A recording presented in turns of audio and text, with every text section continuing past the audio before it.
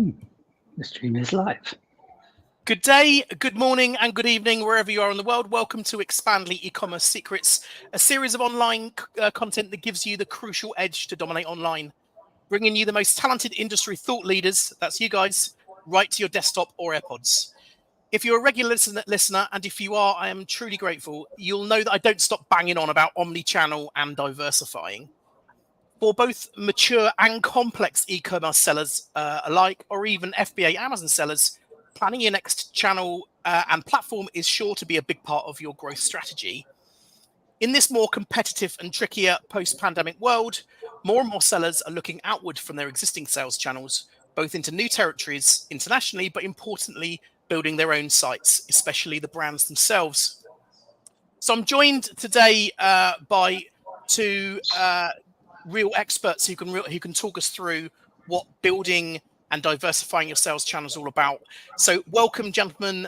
Thanks for joining us. Alex from SHOPLINE and Daren from Hedgehog Lab. Daren, tell us a little bit about about what your clients challenges your clients are facing. Well, thanks for having us, Riki, and hi to everybody out there, and hi to Alex as well. Hi, Daren. Many challenges, Riki. Where do we start? Hey, more around route to market. So an awful lot of trying to find an expansion into more markets. They're looking for how they diversify their proposition, how they make their proposition more personalized, right? I'm pretty sure that Alex will have quite a fair bit to say about that, and how they convert more, quite frankly, how to make more money. Now, those are the main challenges that seem to present themselves at the moment. Great, and Alex, you're representing the actual platform itself. Yeah. Tell us a bit about SHOPLINE and tell us the challenges that SHOPLINE sellers face when they arrive. Yeah, sure. No, thanks for having us.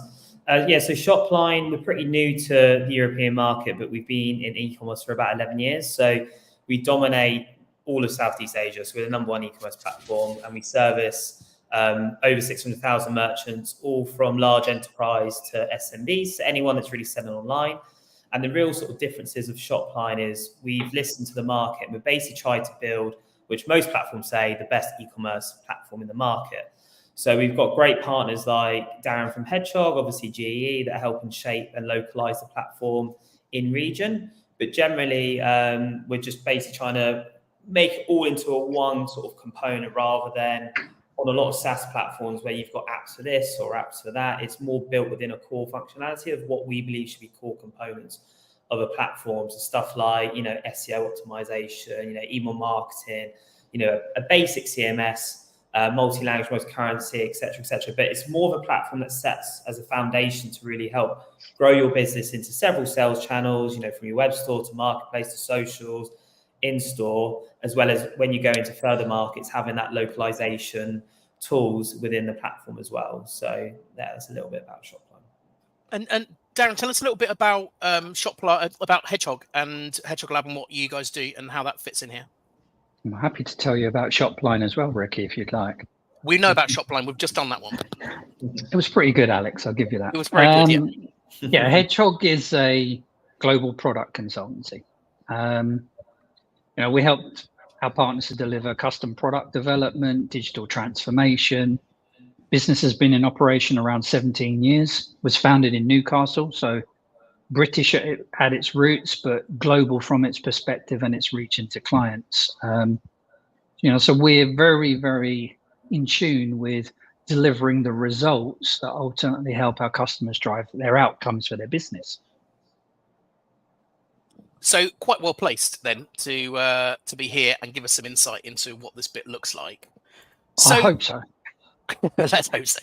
So let's kick off. Let's talk about. I mentioned about brands. I mentioned about diversifying and omni-channel, and I mentioned about brands beginning to build their own website. So we've got two experts here in the right place. We've got the website platform itself. And a brand engineer who's able to do that for you. Let's look a little bit about what the foundation building blocks are for a brand that is building its own site. Okay, Does it differ between categories? Let's talk about generation differences and the types of things that people, the types of differences that buyers have that we need to be catered for. Daren, when we were talking before we went live here, you were talking a little bit about the differences and some of the stats of different generation differences. Talk to me a little bit about what that looks like when, in terms of the thought process of building a site. Yeah, it comes into thinking about user experience, right, and the customer journey from each of those different personas, as we'd call it, right, which is, you can take that from a demographic perspective. If you think about most web traffic is driven by mobile, 70% actually, as we stand at the moment, there or thereabouts. You've got a demographic, a younger demographic, if I might put it in that way, that definitely think from a perspective of speed, quick purchasing, one-click purchasing capability, whereas you have an older demographic that are definitely more in tune to desktop purchasing, right, and taking a slower process. I mean that with the greatest respect. Think things like now TikTok Shop, social commerce. If you're not tapped in that from an omni-channel perspective, which I'm sure you're happy to hear, Riki, the omni-channel word, then you're probably going to lose a lot of traffic, right? And you're going to lose a lot of converting audience. Alex? Yeah, definitely. I agree with everything Daren said. And just to build on that, so being mobile first obviously is key, because obviously most consumers are on their mobiles pretty much most of the day. So making sure that experience is duplicated on mobile onto your website and actually onto all the other omni-channel sales areas you're obviously selling on. Obviously making sure like content is high quality, these stuff is key to making sure you look like a genuine brand, but also streamlining stuff like the checkout process. You don't want loads of steps to basically get the consumer to buy. So making that really easy to, one-click buy, stuff like that. Offering other payment methods as well is really crucial. And then looking at the scalability. So that comes around sort of the tech solution using. So not just from the e-commerce platform, but all the other solutions you have embedded into the platform to make sure that, you can scale your, business across several markets and sales channels. But then also from a security point of view, consumers need to trust that their, data and all that sort of stuff is protected as well. So keeping all those things and having them top of mind when you're thinking around what solution you want to put in place. And guys, when for a seller that isn't perhaps positioned to access a premium agency or facility of experts like Hedgehog, for instance, how might that seller go about starting to build these personas? I mean, they know who their clients are, and they know who their buyers are. If they've been selling direct to consumer already, they perhaps don't if they have been selling on a large marketplace. If they're an Amazon seller, for instance, what's the starting point for building personas? Yeah, it's a really good point, Riki. I mean, you can be as basic as actually talking to people, right? You can actually talk to the consumer. You can do some user research by doing surveys, for instance, right?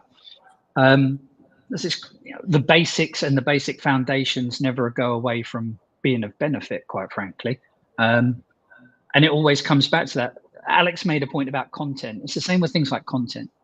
Speak to the audience. Ask the audience what they want. Ask them how they want to look to interact with your brand and your products more than anything, because that's what will resonate and that's what will drive sales, quite frankly. Yeah, definitely. And just to build on that, again, if you look from a SHOPLINE point of view, we're in a really good position where I think the goal of the company is to be a CRM e-commerce platform. So wherever the consumer shops, interacts, or sees the brand, we're able to basically pull the data into one back end. So if you're an Amazon seller, being able to plug into Amazon directly and pulling that data back. But then if you then start expanding into, TikTok Shop or Instagram or whatever, you can start tracking where actually all your consumers are actually floating. We had a jewelry brand that was talking to us because, they've got a very older demographic, but they believe their brand could resonate with the younger demographics. They've started doing TikTok Shop and other social channels, but they're not able to see the data in one viewpoint because they're all separate tools. We're in a really good position where we've got global partnerships with those companies. We're able to we're on private APIs into those companies where we can actually pull the data back in and actually see, for example, any content that they're doing, how many times does that consumer sees the content, but actually they're never buying. So what hooks can they use in their marketing to basically get the consumer to buy, so they can start, more, personalizing the journey better for that consumer to keep coming back for loyalty and increase conversion. So that's just one example, but unless you've got that right tech stack in place, it's really hard to do things like that. And I'm right in thinking that most of that's included within the SHOPLINE platform, isn't it? Rather than bolts-on apps and things like that. Yeah, correct. Yeah. Okay, well, let's get into the kind of the proper nitty-gritty of this in terms of driving traffic to the website. So we've got to the stage where we've created a site, and for some sellers who might have been only on a marketplace, some of this persona and user interface and user experience and things like that will be somewhat alien, because for a lot of sellers that are starting out with their own brand, they might have had all of that provided for them up until this point. So there's some more to think about, but as you mentioned, infinitely more control and ability to manipulate the data that you've already got. So let's get into the gritty of building the website and then the SEO and the social media. Maybe touch a little bit on AI. Daren, what's your first go-to when a brand's launching? What are the fundamental principles? Oh, it's a great question. Riki has the great questions. Yeah, it's a really good question. So let's think about it from a perspective when somebody wants to launch. I mean, keep it simple is the first thing that I would always say, right? There is that old adage of there is complexity in simplicity. Therefore, make the proposition very clear. Make your products very clear. Make sure that people understand what your products are for. For instance, would be something like a product that you might use for something. Make it very clear what that product can be used for and why you would use it. Association is very key. You made the point about SEO, right, Riki? I think you've got the benefit now that the tech has come so far forwards. And if we think of course, something like SHOPLINE as a platform, that already has an SEO gearing on it that you probably don't even need to touch. Let it just run, use the templates that the platform has, start to build the data to really understand what is working and what isn't working, right? But ultimately, think about things like prioritize category pages. Think about the things that people will really look at and why they want to purchase it, and make it really easy to purchase it. That's that keeping it simple methodology. Yeah, Dan's absolutely right. That data, having that true source of data, or that one true source of data, whatever the phrase is key. Because actually, you can make mistakes, you can trial things, see what works. But unless your data source is correct, then you'll never be able to grow your community and your customer base. So that's a vital thing for any brand or company that's looking to do a D2C site. And what type of data are you specifically talking about here? Are you talking about sales data? Are you talking about consumer data? So a bit of both. So consumer data around sort of age, how they shop, what platforms they're on, what they're buying, what they're not buying, are they browsing and abandoning checkouts? Like all this data, we're in a fortunate situation where SHOPLINE can actually pull that data. But unless you know it, it's hard to get that initial hook to get them into the brand. And then once they're browsing, you've got, it's basically just following around the journey of wherever the brand is. The main thing is having the data in the right place. And is there any way that sellers can find out the wider data from other, similar type products and things, or because otherwise when they start out, they'll have very limited data themselves, won't they? Well, if they're an Amazon seller, then they'd have data themselves anyway. They'd have an idea on their demographic, age group, bestsellers, stuff like that. You can start with that as a building block. And then once you've got the e-commerce engine, that's where it's pulling all the other channels you're selling on into one view. Yeah. Okay. And then what does the social media part? I mean, obviously, the promotion of your site using social media underpins the success of what this is going to look like as beyond the SEO. Where do sellers start with the social media? from my opinion, I'll jump in on this. So my opinion, if you're a SMB, TikTok's generally the best platform because they've got a really clever algorithm. I think it's something like 7-8% of all small business owners love the algorithm because you can go viral really quickly, and that's due to TikTok basically pulling in batches of customers in to see the content. So they do like 200 at a time. If it doesn't resonate with them, then they move on to another 200. And if say 50% resonate, they start building it on top to the point where obviously you need to have good content and stuff, but you don't need to have loads of followers to go viral and sell loads of products. So that's where TikTok actually adds a lot of value to SMBs.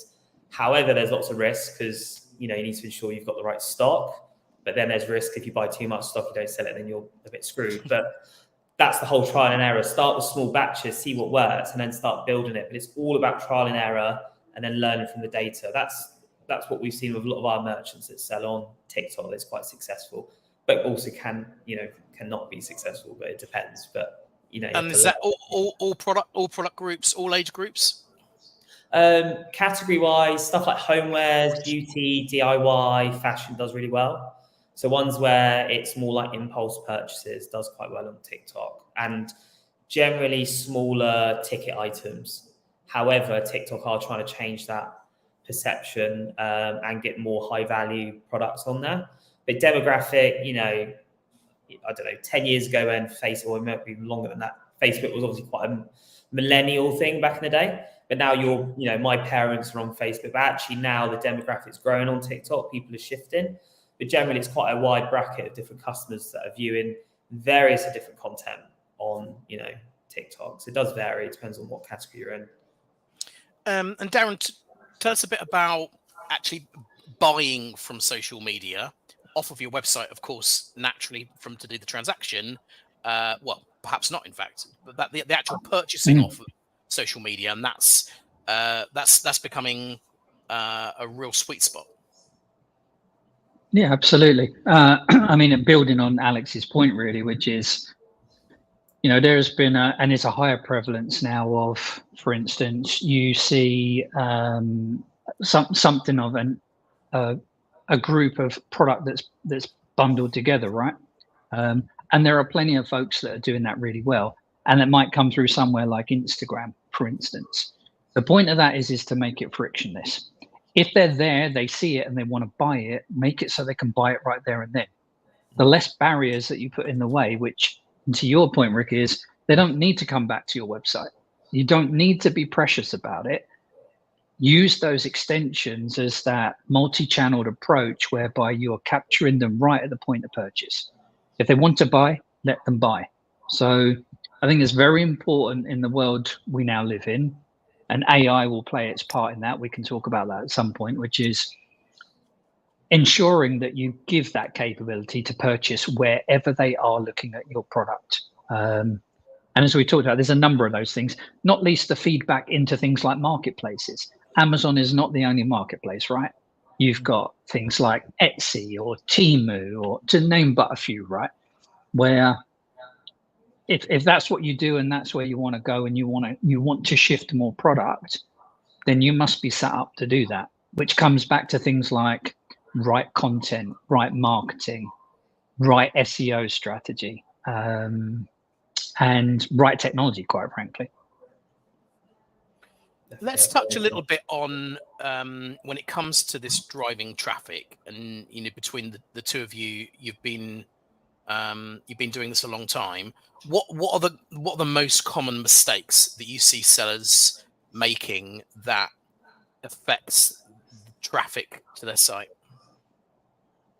I guess first one is not understanding their audience. So who their demographic are and what channels they're on. So if you look at it as a holistic view across all the channels they work on, putting their money in the wrong place regards to sort of paid ads, because their customers are not on Facebook, for example, they're on TikTok. But you need to do that research prior to any sort of trying to drive conversion. So really understanding the consumer, your customer, how they shop, etc. That needs to be at the front of your mind prior to anything you do on e-commerce. That's my point on that one. Yeah, I think most of it comes back to that, right? The way that you communicate with the customer as well is very key. But that whole understanding who the audience actually is, and and how you communicate that through different channels, I think, is becoming more and more sophisticated as we're going along, right? Paid ads won't work for everybody. I talked about it before, things like prioritizing category pages and making sure that you've got the right, organic search that's generated as well. Do you have the right URL structure? Do you have the right site map? All of the things that are back to basics that if you're somebody like you were selling on Amazon, that's already there out of the box. And take that out of the box from the tech that's now there. We've come so far forwards, as I've said, that, especially in the SaaS world, where you've got the opportunity to use some of the best in breed solutions that are out there. Just to Alex's point, don't try and do all things at once. Do take a step at each time where, it's that old adage of people talk about crawl, walk, run. I'm an advocate of that because that means you're going to spend less money and you're going to understand more about where you should put your money. Yeah, 100%. And so with that in mind, it's a trial and error approach, isn't it, for a small seller? I mean, for the bigger the seller, the bigger the budget to be able to buy in this expertise, which crosses that. For an SMB that's building their business, there's going to be a degree of trial and error when it comes to split testing different types of messages, trying things out on different personas and things like that. So constant change is going to, and measurement of that change and looking at the data is going to be the key from that perspective, isn't it? So really using and understanding how to look at that data and see where those trends are. Definitely. I think you're pulling my cord there, Ricky. Which so one? I would say, the one where I would say, as I typically do, A/B test the shit out of everything, right? Well, that's a powerful statement from all aspects of, well, not just in business in general, in e-commerce as well, but specifically for building a website. I do, certainly in our business, we like to make, we're not like to, but we're very happy to make lots of mistakes before we get something really, really right, because we know that we've tested all the different options before we've done it. That's not to say we're not badly organized in the first place. Well, some might say, but it does mean that we've tried lots of different things. Let's talk a little bit about the AI thing. It's in all our lives. We all feel as if we want to be utilizing it. What are the must-haves in AI, and where is it most easily deployed? Yeah, I can jump in on this one if you want. I think AI obviously is a buzzword, and I think a lot of people like jumping on tech trends and not really understanding how it adds value. So, within Shopline, we're really clear on how AI can benefit merchants, basically, because we use it a lot for taking off the heavy lifting of the e-commerce stores. So Daren touched on, for example, we've got SEO optimized out the box using AI, and it's using best practice with obviously the market. Stuff like, how can you take a lot of the weight off your customer service shoulders? So, using AI, which can learn the tone of your voice as a brand, but also answer questions that are like, does this come in other colorways? Or I live in France, how long does this take to deliver? Using AI to learn your store data to be able to answer those questions. And then when there's more important ones where customer service needs to actually go in and, manually intervene because someone's died or whatever, then, it frees their time up and actually gives them a better experience dealing with the brand. Stuff like, within our email marketing tool, again, it builds all the copy for you and stuff like that. And you have the ability to amend it. But, scheduling it via AI to when the customer will, most likely open it, from obviously learning from how that customer behaves. So stuff like this, we're really clear on how we use AI, and it's generally to make sure we optimize the engine as much as we can, but also take a lot of the heavy lifting off brands so they can actually focus on trading the site, growing the community, and growing sales at the end of the day. Yeah, Daren, what are your favorite AI tools? There's so many at the moment, Ricky. Right? That's the problem. I mean, ultimately, I'm still using ChatGPT or OpenAI, right? And I think sticking to some of those that really have come from the beginning, it's probably going to stand you in good stead, right? It's like anything in tech. There's some that come, there's some that go, but there's some that will definitely remain, and they will develop the product in a way that suits a lot of use cases. So I think things like ChatGPT are my kind of preference. Gemini, with the new one that's launched with Google, is very interesting from a tech perspective and how we might adapt to that. But back to the point that Alex was making, the fundamentals of within commerce are that AI is not a new thing to commerce. Actually, we were at the forefront of it and its proliferation.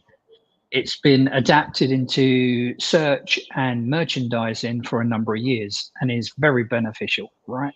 So if you just think of, I type in a string, a term into the website search, and it will immediately give me back exactly something that matches that, or take me to the actual product page so that I can buy the product. That's the kind of efficiency that people are looking for, right? We need to speed the process up to be able to surface the information better, in my mind. We will get to the point of thinking about ethically, what does it mean, et cetera, and we'll have to address that accordingly. But if I think of it from an e-commerce, a product, a retail kind of perspective, back to Alex's point, it's very beneficial to merchants because it cuts out a lot of time and cost, but it's very beneficial to the consumer because it speeds up how quickly they can buy the product they want in the first place. And that's really interesting, isn't it? Because that is using AI behind the scenes within the engine. It was interesting. Actually, on another webinar, I was talking to somebody about AI and how there's a kind of generational fatigue of people interacting with AI, as in, I'm struggling to talk with somebody. I've got to ask a question. I'm going to know that it's AI that I'm talking to, and I'm getting a very generic answer that I could have Googled because it's the internet that the AI is getting the answer from. And actually, I'm not dealing with any kind of voice of reason. What you're describing there, Daren, is AI speeding up the process of, I don't know, second guessing what something might come to, or change, or adding a selection, or expanding some pieces using that type of machine learning. People like this might like that because it knows what things are being sold, and then that's a much more powerful, or certainly a much less intrusive way of the AI really coming into play. Have you seen any kind of generational AI variances?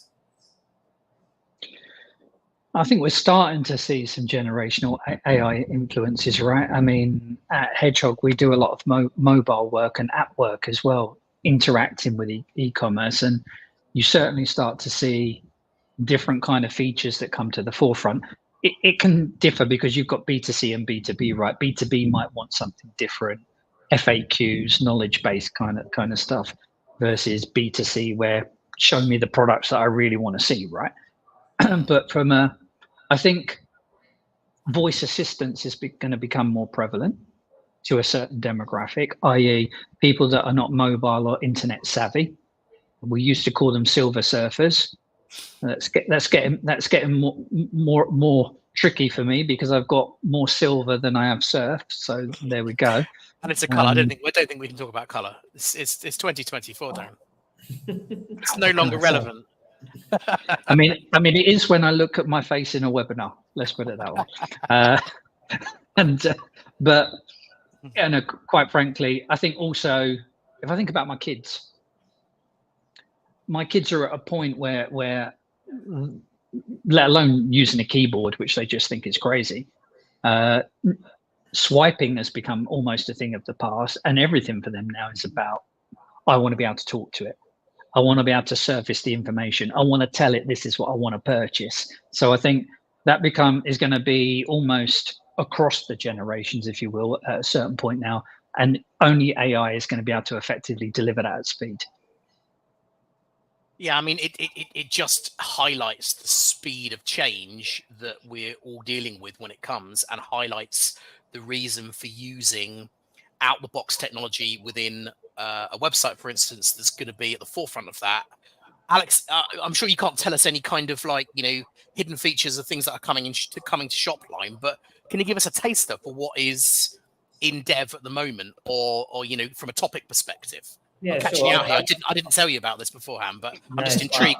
What kind of features and rich features are coming? Yeah, me too. Yeah, no, 100%. I think I can say this, to be fair, unless I get fired the next day. But stuff The like, the listeners won't mind. They'll be ahead.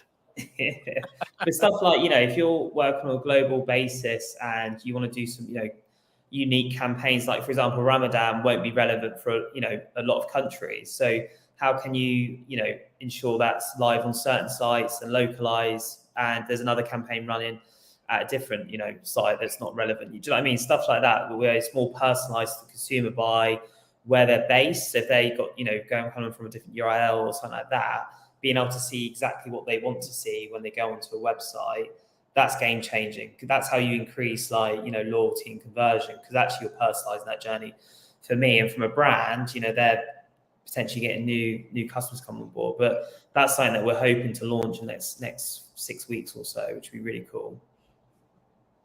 So is that geo sensitive, or is that data sensitive to the person, whether or not? Okay, yeah. So there's a customer that we've already got. Obviously, we've got locations anyway, with regards to their data, but also from the geo tagging as well. So it's very clever. It really highlights how having the right partnerships with. From a platform perspective, from a toolkit perspective, this personalization that we were talking about, and I was trying to zone in a little bit there to how someone with a limited amount of data or understanding of the data could begin getting their head around that personalization. But like you say, Daren, out the box, these tools are already there to be really quite sophisticated, where 10 years ago, that would have needed a premier agency to be getting to that deep into the data. Oh, 100%, right? I mean, even 3 years ago, things are changing. Things are changing at such a rate of knots where, like we were just talking about AI, but then injecting AI throughout the whole of the chain with e-commerce is just accelerating what the proposition can do. Time to market is so much quicker, right? Learning from the data that is so much faster than it was before. The tools are so much better and unified in a way, right? To be able to present you with, even to a degree, you don't, and I mean this with the greatest of respect, you don't have to think about it. AI is presenting, or the intelligence within a commerce platform, to go, you need to do this, you need to change that, you need to optimize this part, don't do that part. Now we're getting into a perspective of, quite frankly, the only person you can blame is yourself if you're not successful, because the tools are there. Yes. Where that now goes in the next, and that comes back to my point, and I know I bleat on about it, but content, right? If you look at the brands that succeed, regardless of the technology, they have the best content, they're authentic. We love that term, right? And they understand exactly how to talk to you. I say it with the greatest respect. It's simple, but it's really difficult to achieve. Yeah. How do you? So, okay.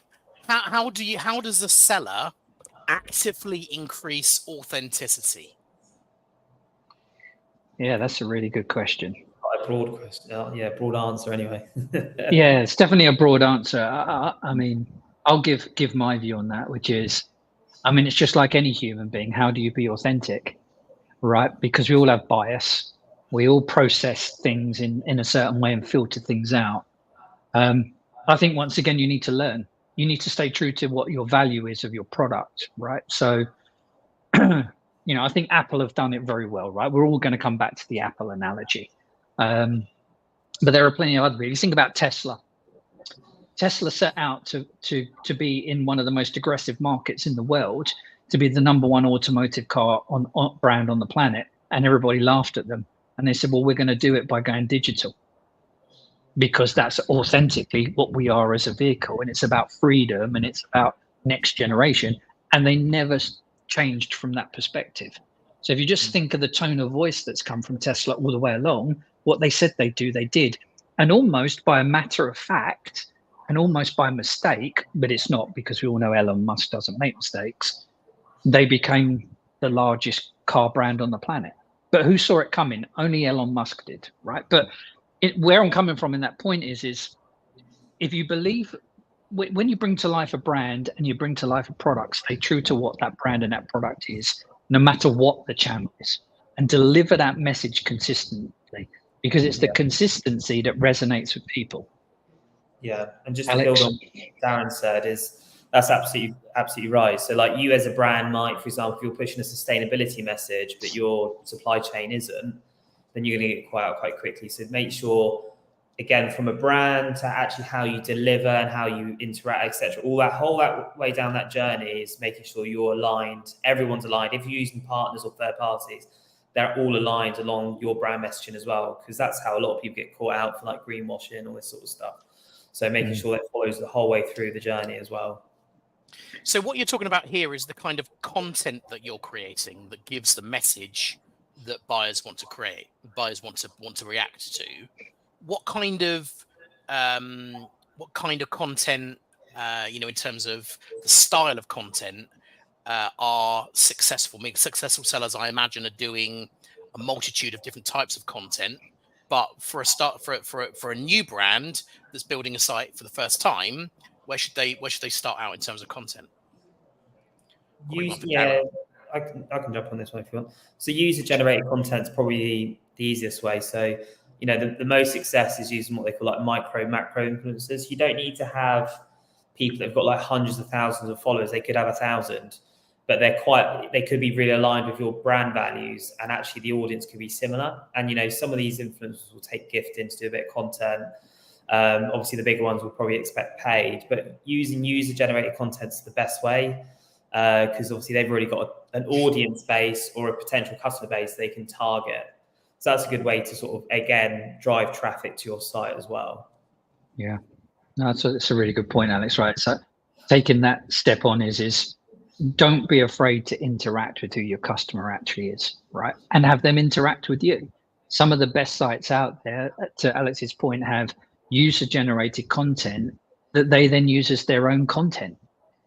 That they this is about human beings, and typically it's human beings selling to human beings, right? So that once again breeds authenticity to resonate. Quite frankly, you feel that there is a synergy between you and other people and this brand.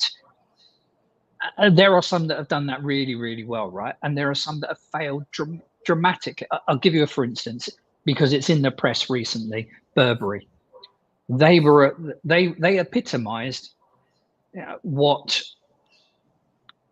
British heritage was. Some thought it was luxury. They then thought that it was luxury.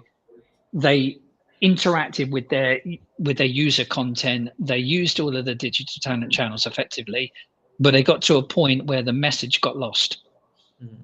And quite frankly, they lost their audience, and now they're in the place that they are.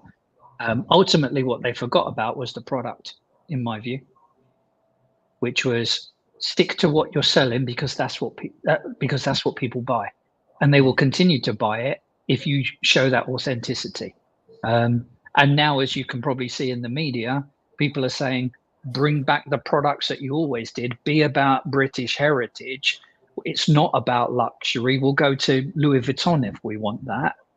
And now the audience is crying back out to that. So I think even that is quite interesting from a perspective to show that there is still an audience there, and they're waiting for you to interact and understand. So present what it is that they want, quite frankly. Yeah, I agree. What we're describing here in terms of authenticity is taking, the human element of a business that wants to sell something, digitizing that business to deliver it in front of the eyes of the person who's going to buy it, and then rehumanizing it in many ways on the outbound to maximize the opportunity of gaining that sale. That's all really lots of fruity information in there. Thank you. Let's touch, if we can, then on inventory itself, because the website is relatively useless if there's no stock to sell. And for many sellers, they're going to be already on one marketplace. So we're talking about diversification, which means they may well be selling in another place. They're on, their goods might be in Amazon. And likewise, if we're talking about diversifying into a new market, maybe internationally, there's some inventory issues going from that side of things. Daren, Daren, with the brands that you've dealt with, what are the biggest kind of inventory howlers that you come across? Oh, the biggest ones that have been proliferated is saying you've got the stock that you don't actually have, right? Overinflating a stock position. I'm not going to call any out, but saying you've got 5 in stock when you haven't got any in stock is a major no-no, right? That doesn't shout out authenticity, does it? It doesn't shout out that we act in a correct manner, because people would rather that you said that you would deliver it in 3 days as long as you do than I don't have the stock or I can deliver it tomorrow, right? So it's back to listening to what the customer wants. But yeah, there's been some big howlers like that, which is, we've got the stock, we can't deliver it. Yes, we'll have it to you in 3 working days. The product never turns up. The customer service is shocking. So that end-to-end customer service, after service perspective has been neglected, right? And now people truly do come to understand that this is a whole end-to-end experience.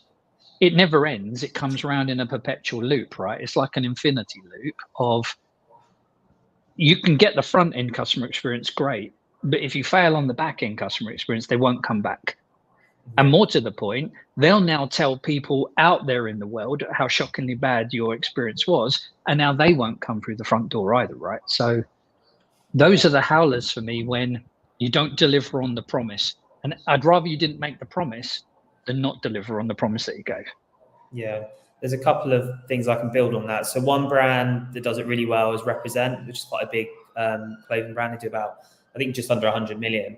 And they purposely made their delivery promise was 3 days, even though they knew they could deliver next day, to then make that excitement from the customer. Oh, it's arrived early, great.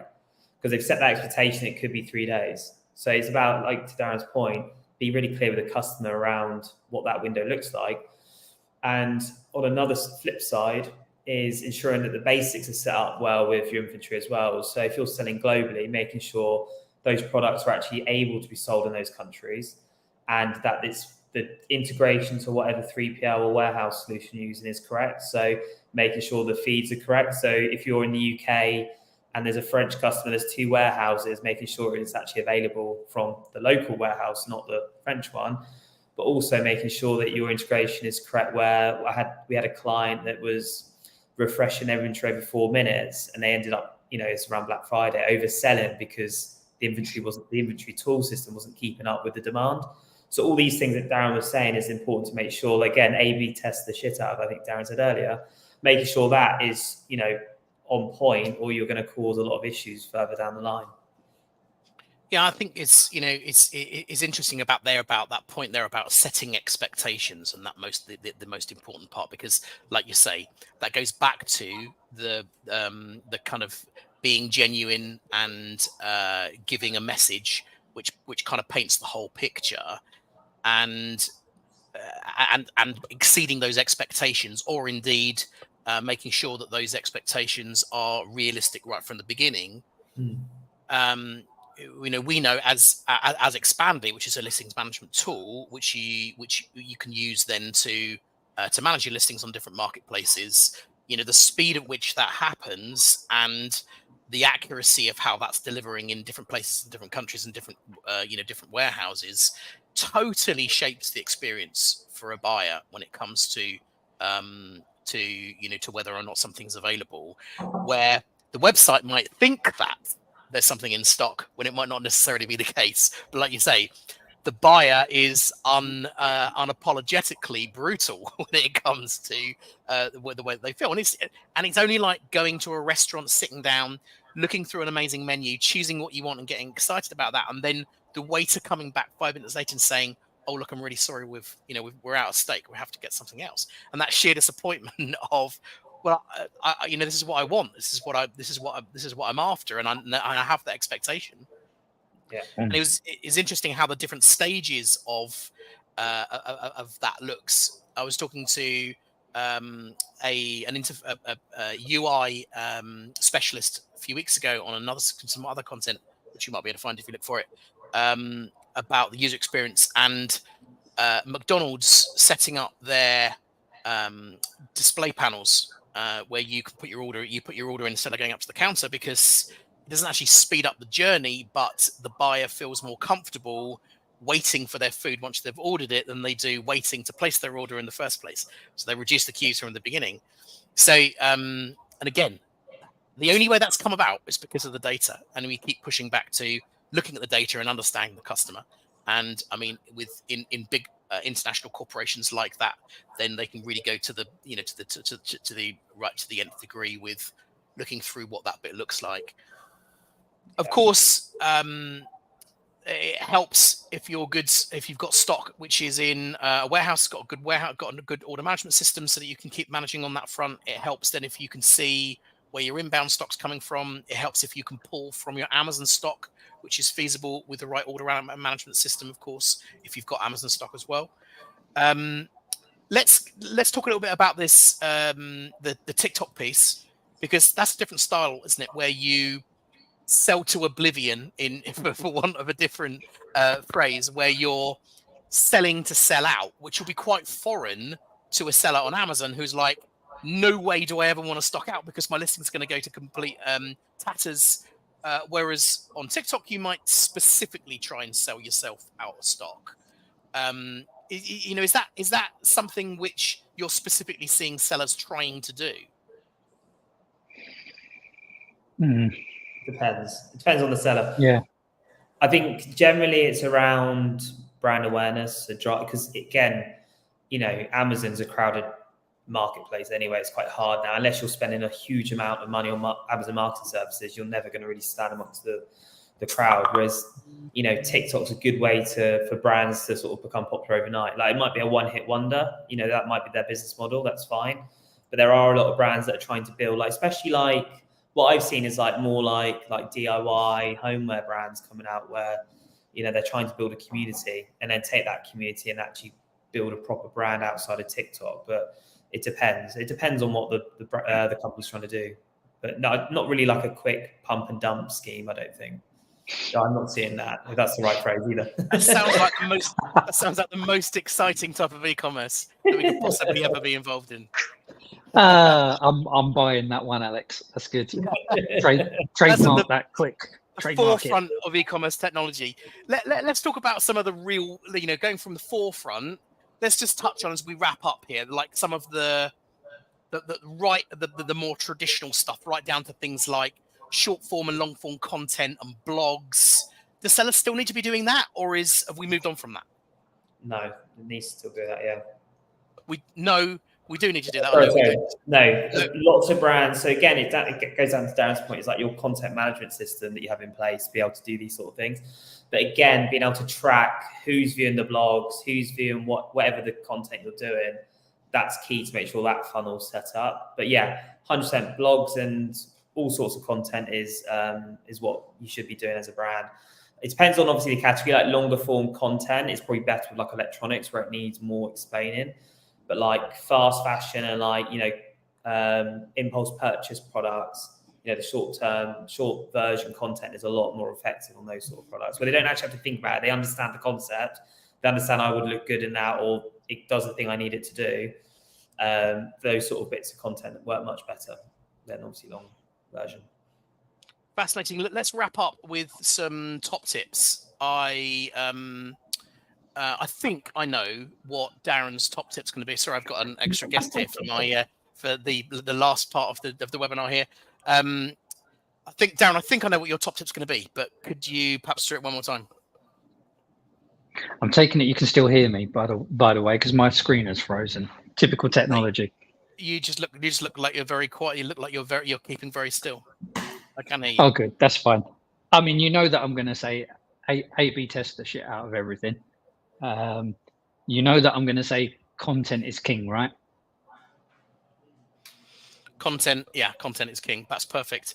Alex, your top tip as the queen indeed. Alex, your top tip for diversifying your e-commerce business. Data is key, or king, whatever you want to call it. So ensuring you've got the right data tools, data source, that's the best way to learn quickly, grow your business, grow conversion, understanding your customers and making sure the data at the forefront of whatever you do. Thanks, E. And from me, I think my biggest tip through all this is choosing the right tool to be able to manage your listings in a way that takes the pain and stress out of looking after them. So making sure that you've got the right kind of autonomous tools in the background to look after your listings on multiple marketplaces, multiple countries, multiple languages. Daren appears to have fallen off his chair completely, but I'm sure he is there in the background. But Daren, I have no idea. I'm looking at a brick wall. You've gone beside the brick wall. Yeah. Daren, Alex, thank you so much for joining us. That was absolutely, utterly insightful. And in our warm-up conversation, I really thoroughly enjoyed our warm-up conversations as well, getting to the bottom of these questions. So really appreciate it. I'm sure you're both accessible online if, or certainly your brands are, if people want to talk further with you. You can also learn about Expandly from our website, expandly.com. Otherwise, we'll be back online in just a few days or weeks with some additional e-commerce expander secrets. And in the meantime, thank you very much and good night. Thank you, Riki. Thanks, Riki. Thanks, everyone. Thanks, Bye-bye. everyone. Bye-bye.